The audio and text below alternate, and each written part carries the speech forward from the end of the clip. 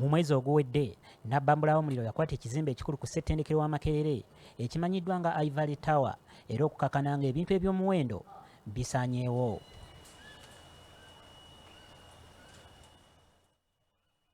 Okuva ku olwo n'okutuusa kati ekyaviirako omuliro guno tekinaba kumanyibwa era nga poliisi, ekitongole kiwumeme n'akakiiko ka ssettendekero bikyagenda mu maaso n'okunoonyereza.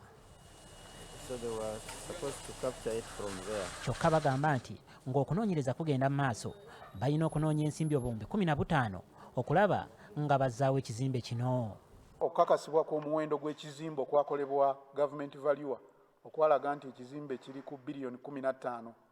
Kaka tusuubira nti wakati awo ripooti y'abakugu bw'enaavaayo yejja tusanga on the way, naye tetuyinza kulinda ripooti, olumu eyinza okutwala ebbanga okutandika okukuŋŋaanya obuyambi bwonna ng'ate abantu batulaze nti beetaavu era bajjumbize ennyo kubanga batuwa obuyambi.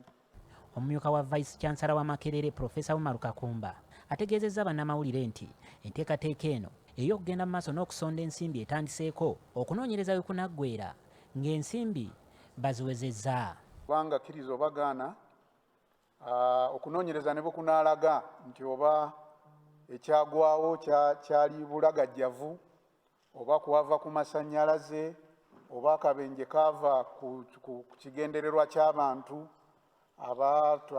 abayinza okuba nga balina ekigendererwa ekyokya ekizimbe, ebyo byonna ne bwe binaagwawo ensonga yonna enaasangibwa okuva mu kunoonyereza teyinza kuzzaawo kizimbe, naye ate nga amazima gali nti ekizimbe kya mugaso nnyo eri yunivasite kyekiringa ekyokulabirako oba omusingi omukulu ogulaga Makerere University n'ebyafaayo by'eggwanga eno mu byenjigiriza ebya waggulu. Kakumba ayongedde n'okunnyonnyola n'enteekateeka z'okuggulawo ssettendekero ono ow'abayizi okuddamu okusoma. Basoma ebyobusawo aba College of Health Sciences abali mu mwaka ogusembayo abo bagenda kukomawo ku lunaku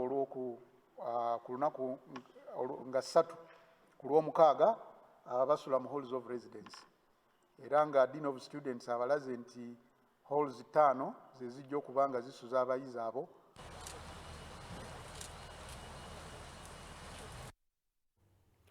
Mu bufo bwennyini Obwakabaka bwa